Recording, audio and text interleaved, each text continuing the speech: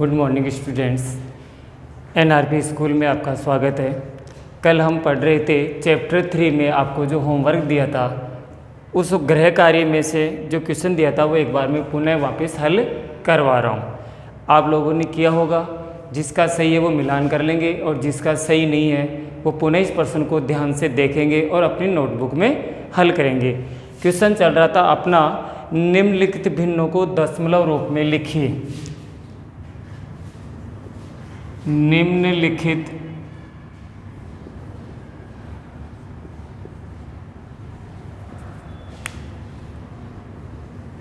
भिन्नों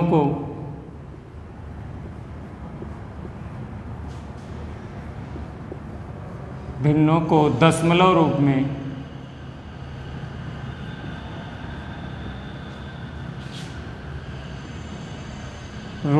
लिखिए।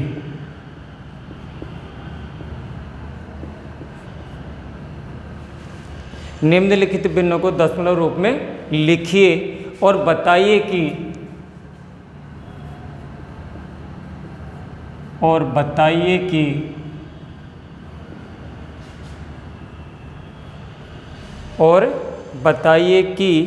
प्रत्येक का दशमलव प्रसार किस प्रकार का है, और बताइए कि प्रत्येक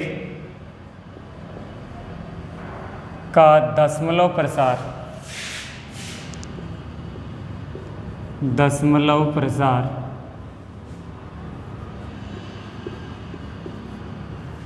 किस प्रकार का है।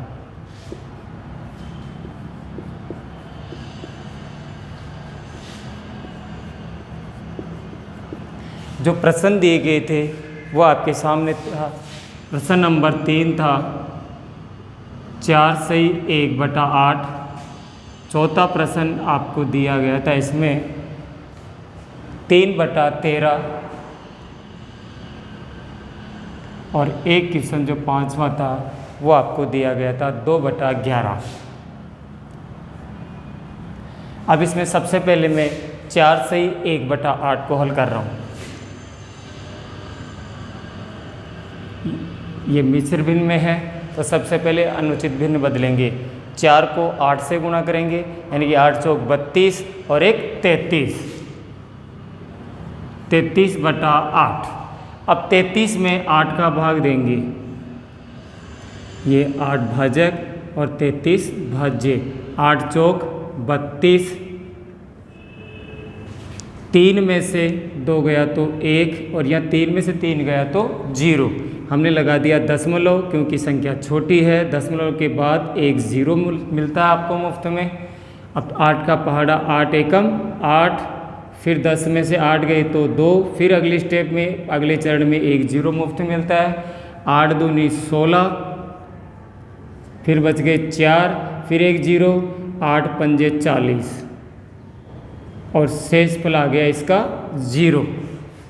इसका मतलब है कि 33 में 8 का भाग पूरा चला गया, 4.125 बार। हम आखिरी में लिखते हैं उत्तर के लिए, अतः 4 सही 1/8 बराबर 4.125। शांत दशमलव किस प्रकार का है? ये शांत दशमलव है। अब करेंगे अगला चौथा प्रश्न। इसमें फिर वही 13 का भाग देंगे, 3 में देंगे।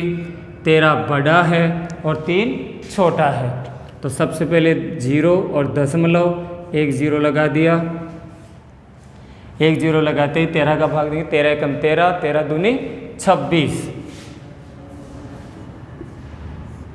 10 में से 6 गए तो 4 और यहाँ 2 में से 2 गया तो 0। फिर अगली स्टेप में ये एक 0, फिर 13 का पहाड़ा बोलेंगे, 13 एकम 13, 13 दूनी 26, 13 तीन 39। फिर एक शेष बच गया, फिर 0। अब 13 बड़ा हो गया और 10 छोटा है। जब संख्या शेषफल छोटी रह जाती है तो भाग टूट गई, 0 यहाँ पर भी और यहाँ पर भी 0। फिर 13 की स्टेप पहाड़ा बोलेंगे, 13 एकम 13, 13 दूनी 26, 13 तीन 39, 13 चौक 52, 13 पंजे 65, 13 छक्के 78, 13 सात 91। ये 91 आपके 100 के करीब है, बच गया 9, फिर एक 0, 13 छक्के 78, 10 में से 8 गया तो 2 और 1, फिर 0, 13 9 में 117,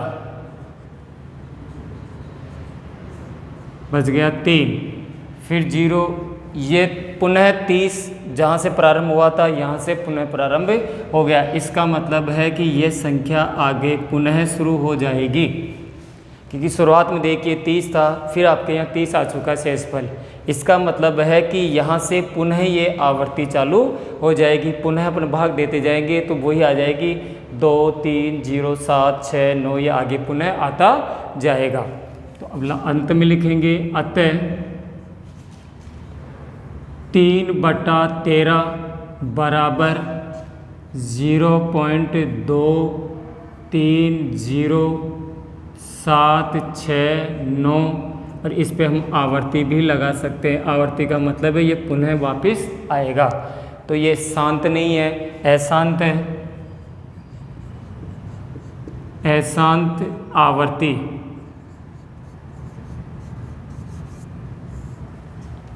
अब इसके बाद 5वां प्रश्न हल करेंगे। 5वां प्रश्न में यहाँ पुनः यहाँ लिख देता हूँ 2/11। 11 का भाग 2 में देंगे, भाग नहीं जा रहा तो सबसे पहले दशमलव के बाद ये 0 लगा दी, 11 एकम 11, बच गया आपके पास 9, फिर 0 11 8 88, 2 बच गए, फिर 0, फिर वही वापस 20 आ गए, यहाँ पर भी 20 है। इसका मतलब है ये संख्या आगे बार बार आएगी, तो इसमें भी हम लिख देंगे अतः 2/11 बराबर 0.18 पे आवर्ती।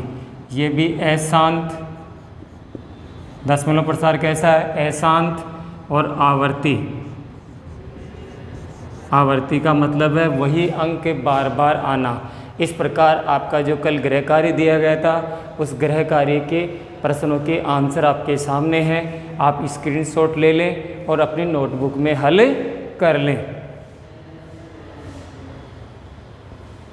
अब इसके बाद आज हम लेक्चरर 4 शुरू करेंगे और इसका आगे का सवाल हल किया जाएगा। प्रश्न नंबर 2 इसी का।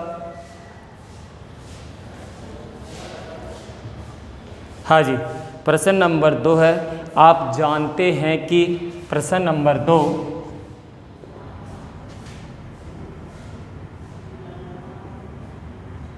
आप जानते हैं कि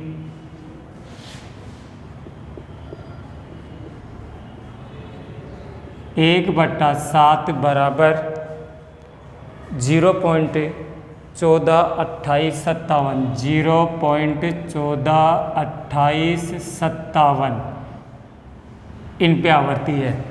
ये मान दिया हुआ है 1/7 का, ये आपके सामने दिया हुआ है प्रश्न में। अब ये कह रहा है कि वास्तव में लंबा भाग दिए बिना आपको ये बताना है कि 2/7, 3/7, 4/7, 5/7 और 6/7 के दशमलव प्रसार क्या है। बिना भाग दिए आपको ये बताना है। क्या बताना है? 2/7 का मान बताना है, 3/7 का मान बताना है, 4/7 का मान बताना है, 5/7 का मान बताना है, और 5वां प्रश्न है इसका 6/7। प्रश्न में दिया हुआ है, आप जानते हैं कि 1/7 का मान दे रखा है 0.1428557। अब आपको ये बताना है कि बिना भाग दिए, बिना लंबा भाग दिए आपको ये बताना है कि 2/7 का आंसर कितना आएगा, 3/7 का कितना आएगा, 4/7 का कितना आएगा, 5/7 और 6/7। अब सवाल देखो, ध्यान से देखेंगे। सबसे पहले हम 2/7 ले रहे हैं, ये है 2/7। 2/7 को हम इस रूप में भी लिख सकते हैं क्या? देखिए, 2 × 1/7, 2 एकम 2 और बटे में 7, तो 2/7 को हम इस रूप में लिख सकते हैं। अब आगे ध्यान से देखेंगे, 2 का 2 रह गया, और 1/7 का आंसर आपके पास है।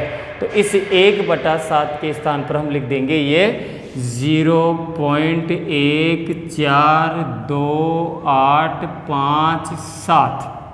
अब आपको इस संख्या को 2 से गुणा करना है और इन अंकों पे ये आवर्ती लगा दी गई है। अब गुणा करते हैं, 2 से मल्टीप्लाई करेंगे इनको। 2 को पहले 7 से, 7 दूनी 14 हासिल 1, 2 पंजे 10 और 1 11 हासिल 1, 2 8 16 हासिल 1, 2 दूनी 4 और 1 5, 2 चौक 8 और 2 एकम 2 और ये दशमलव और ये 0। अब 1 2 3 4 5 6 अंकों पे आवर्ती थी, तो हम 6 अंकों पे आवर्ती लगा देंगे। ये आपके पास आंसर आ गया 2/7 का, बिना भाग दिए। 2/7 को हमने लिखा 2 × 1/7, फिर 2 का 2 1/7 के स्थान पर हमने ये मान रख दिया है, क्योंकि ये प्रश्न में दिया हुआ था। हमने गुणा किया तो 2/7 का आंसर ये आ गया आपके पास। अब इसके बाद अगला प्रश्न है 3/7। अगला प्रश्न है 3/7। इसको भी ऐसे लिखेंगे 3 × 1/7। वही वापस पुनः देखेंगे 3 एकम 3 और बटे में 7। 3 का तो 3 लिख देंगे। 1/7 का आंसर 0.1428557 और ये आवर्ती। इसको भी गुणा कर देंगे। 3 को पहले 7 से गुणा करेंगे। 7 × 21 हासिल के 2, 3 पंजे 15 और 2 17 हासिल 1, 3 8 24 और 1 25 हासिल के 2, 3 दूनी 6 2 8, 3 चौक 12 हासिल 1, 3 एकम 3 और 1 4 और ये आवर्ती। ये हो गया आपके पास 3/7 का आंसर। ऐसे ही आप 4/7, 5/7 और 6/7 का आंसर हल कर सकते हैं। एक और बता देता हूँ, प्रश्न नंबर 3 इसी का 4/7 है। हम इसको 4 × 1/7 कर सकते हैं। 4 का 4 और 1/7 का आंसर ये रहा 0.1428557।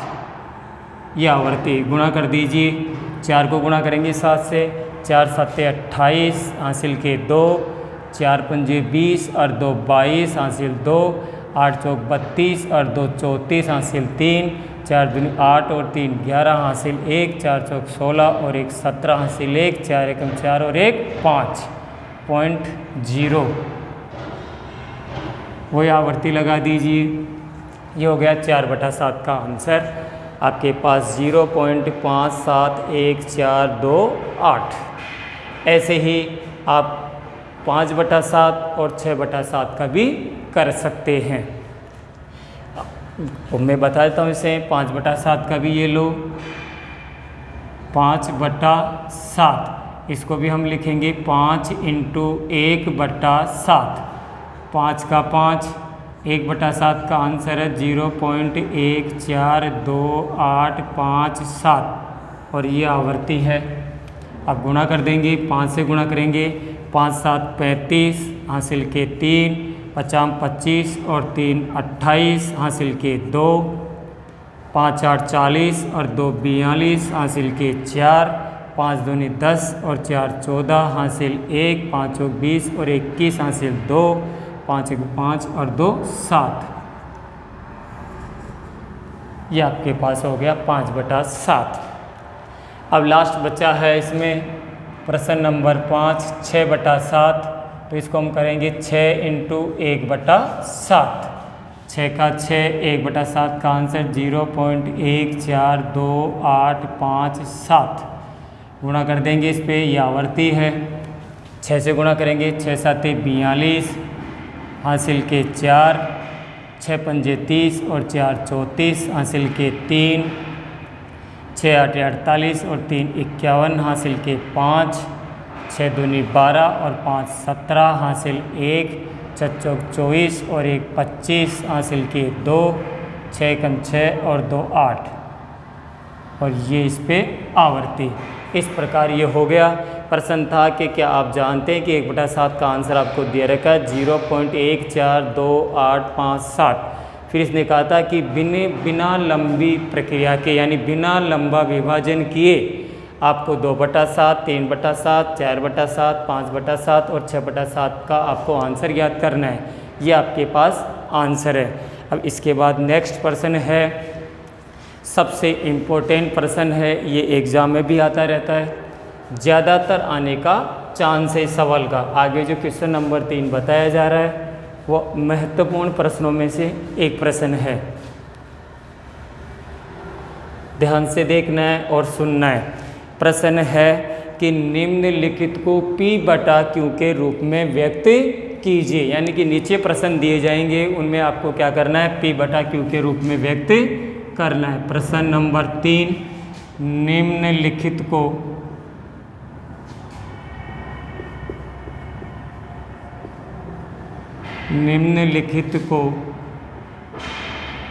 P/Q के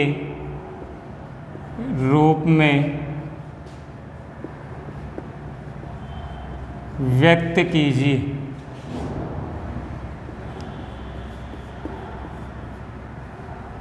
निम्नलिखित को P/Q के रूप में व्यक्त कीजिए जहाँ P और Q पूर्णांक हैं। जहाँ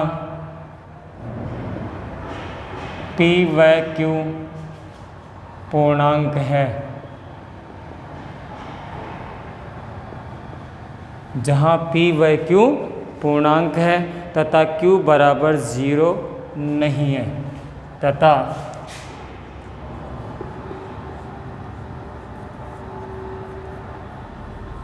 Q बराबर 0 नहीं है। यह आपके पास प्रश्न है। अब इसमें मैं पहला प्रश्न आपके सामने हल कर देता हूँ।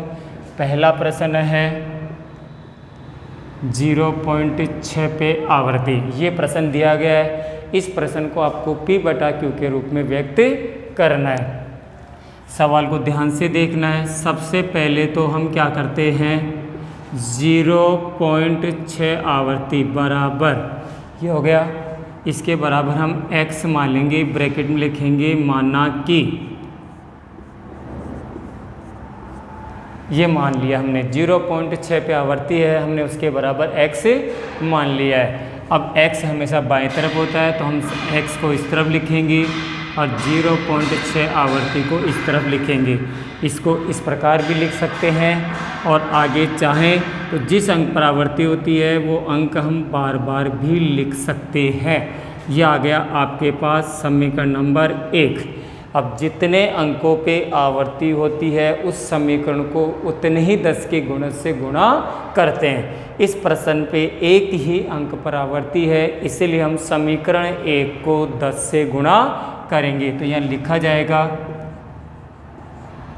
समीकरण 1 को 10 से गुणा करने पर, 10 से गुणा करने पर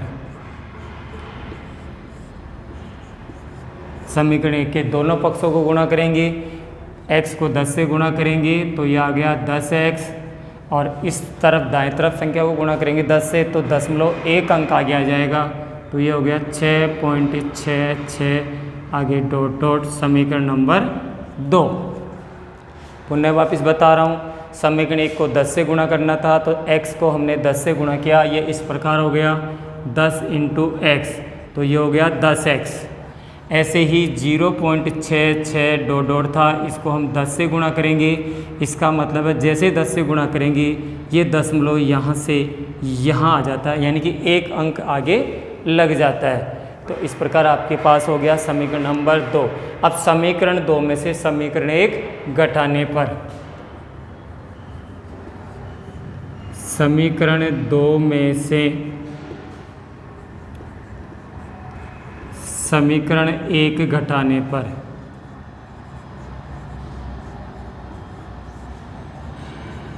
समीकरण 2 में से समीकरण 1 घटाने पर पहले समीकरण 2 लिखेंगे, 10x बराबर 6.66 आ गया आवर्ती समीकरण नंबर 2। समीकरण नंबर 1 ये रहा, x बराबर 0.66 6 समीकरण नंबर 1। दशमलव हमेशा दशमलव के सीध में आता है। अब घटाने पर नीचे वाली संख्याओं के चिन्ह बदल जाते हैं, तो ये माइनस हो गया और ये भी माइनस। 10x में से 1x गया तो आपके पास बच गया 9x। 6 में से 6 गया तो 0, 6 में से 6 गया तो 0, पॉइंट का पॉइंट और 6 का 6, यानी कि आपके पास बच गया 6। आगे ध्यान से देखेंगे, सवाल अभी और आगे है। तो आपके पास हो गया 9x बराबर 6। हमें x का मान निकालना है 6/9। अब ये ध्यान से देखना है कि क्या ये दोनों संख्याएं अंश और हर दोनों किसी समान संख्या से कटती है या भाग जाता है क्या? दोनों में 3 का भाग जाता है। 3 से 6 को काटा, 3 दूनी 6 और 3 तिया 9। तो x का मान आपके पास आ गया 2/3। अब हम पुनः लास्ट में अतः लिखेंगे। अतः प्रश्न आपका वो था मेन, क्या था? 0.6 आवर्ती। इसका आंसर हो गया 2/3। ये आपको लिखना है, ये आपका आंसर आ गया। पुनः वापिस प्रश्न पढ़ रहा हूँ। निम्नलिखित को P/Q के रूप में व्यक्त कीजिए। अर्थात जो प्रश्न दिया जा रहा है उसको P/Q के रूप में आपको व्यक्त करना है, जहाँ पर P व Q दोनों पूर्णांक है और Q बराबर 0 नहीं है। प्रश्न आपके सामने हल करके बता दिया गया है कि 0.6 पे आवर्ती है। सबसे पहले हम उसके बराबर x मानेंगे, फिर x आने के बाद आवर्ती वाले अंक को हम बार बार भी लिख सकते हैं, तो हमने बार बार लिख दिया है। अब इस पे कितने अंकों पे आवर्ती? 1 अंक पे आवर्ती थी, इसलिए हमने समीकरण 1 को 10 से गुणा कर दिया। 10 से गुणा कर दिया, 10x बराबर 6.66 आ गया समीकरण नंबर 2। समीकरण 2 में से समीकरण 1 घटाने पर घटाते 9x बराबर 6 आ गया। 9x बराबर 6, तो x का मान आ गया 9 पहले से था, 6 पहले से ही था, 9 का आ गया गुणा में, भाग में, क्योंकि 9x से गुणा था तो भाग में आ गया है। दोनों 3 से कट रहे थे, डिवाइड हो रहे थे, तो 3 दूनी 6, 3 तिया 9, यानी कि 2/3। तो अतः 0.6 आवर्ती का मान हो गया 2/3। ऐसे ही इसके अभी और सारे प्रश्न हैं, जैसे 0.47 पे आवर्ती और 0.01 पे आवर्ती, जो कि आपको गृह कार्य में दिए जाएंगे। अब अगला प्रश्न है प्रश्न नंबर 4। ध्यान से देखना है, ये प्रश्न आपको ऐसा का ऐसा आपको गृह कार्य में दिया जाएगा। तो अगला प्रश्न है कि ऐसे 3 संख्याएं लिखिए। कैसी? Question number 4।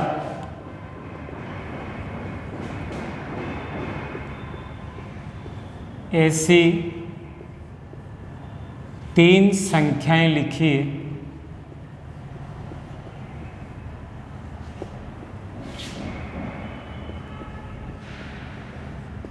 ऐसी 3 संख्याएं लिखिए जिनके दशमलव प्रसार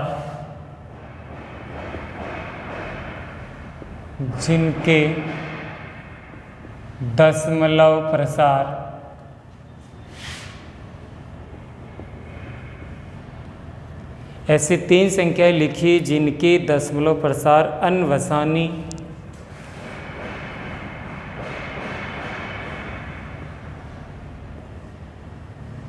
अनावर्ती हो।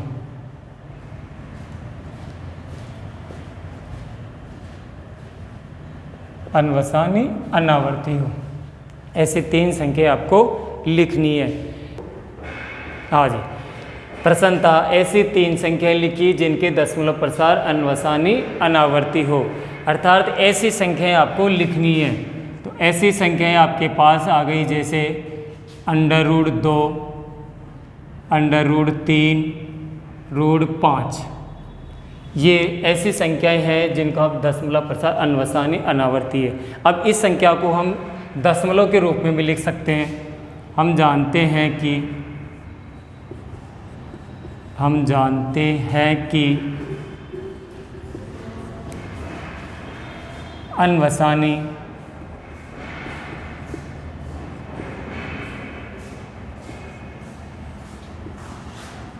अनावर्ती संख्याएं दशमलव प्रसार में भी होती है, दशमलव प्रसार में होती है।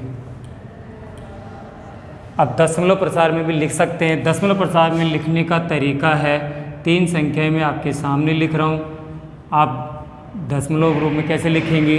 सबसे पहले 0 पॉइंट लगाएंगे, उसके बाद जैसे हमने लिख दिया 15। अब बढ़ते क्रम में 0 लिखा जाता है इसमें। जैसे मैंने 1 0 लिखा, फिर पुनः 15 लिखेंगे, 2 0 लिखेंगे, फिर पुनः 15 लिखेंगे, 3 0 लिखेंगे। इस प्रकार ये अनंत तक 0 बढ़ते क्रम में आता जाता है। ये अनवसानी अनावर्ती संख्याएं दशमलव रूप में। दूसरी जैसे 15 की जगह हमने लिख दिया 0.08 लिख दिया। अब 08 पहले लिखा है तो 00 पहले आ जाएगी, फिर 8, फिर 00 के बाद तीसरी 3 0 बढ़ते क्रम में, फिर 0 बढ़ते क्रम में। ऐसे आप अनंत तक लिख सकते हैं। ऐसे आपके पास इच्छा हो कि संख्या और लिखें, जैसे हमने लिखा 0.567 लिख दिया, 1 0, 5 6 7 00, 5 6 7 3 0, यानी कि 0 बढ़ते क्रम में लिखा जाता है। तो आप इनको अंडर रूट 2, 3 या 5 के रूप में भी लिख सकते हैं, या दशमलव प्रसार में ऐसा भी लिख सकते हैं। अब इस चैप्टर में आपको होमवर्क दिया जा रहा है, तो उस होमवर्क को आप ध्यान से नोट करेंगे।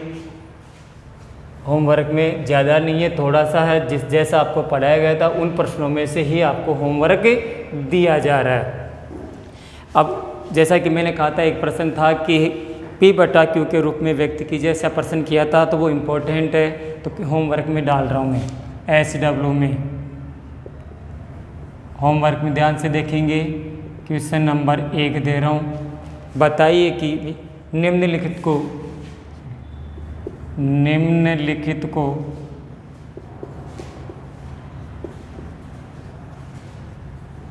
P/Q के रूप में व्यक्त कीजिए, जहाँ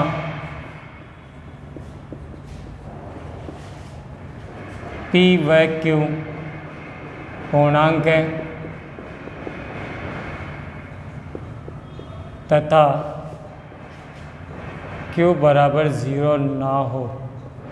ये प्रश्न था। अब इसका आपको होमवर्क में दिया जा रहा है एक प्रश्न 0.47 आवर्ती पे। ये प्रश्न आपको होमवर्क में करना है। होमवर्क में करने के बाद आपको ध्यान से देखना है। अगले लेक्चर में आपको इस प्रश्न को हल करके बताया जाएगा। फिर आपको मिलान करना है कि क्या आपका प्रश्न सही है या नहीं है। ओके।